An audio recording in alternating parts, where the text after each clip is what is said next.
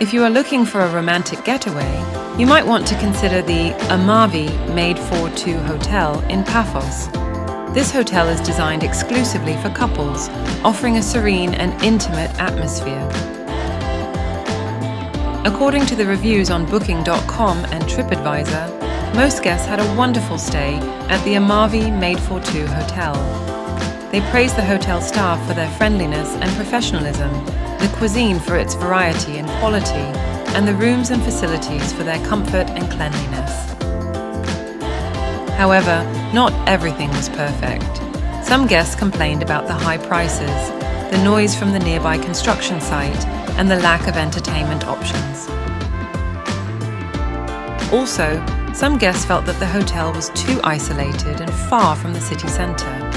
It is worth noting that, apart from these drawbacks, we could not find any other negative aspects that were often mentioned by the guests.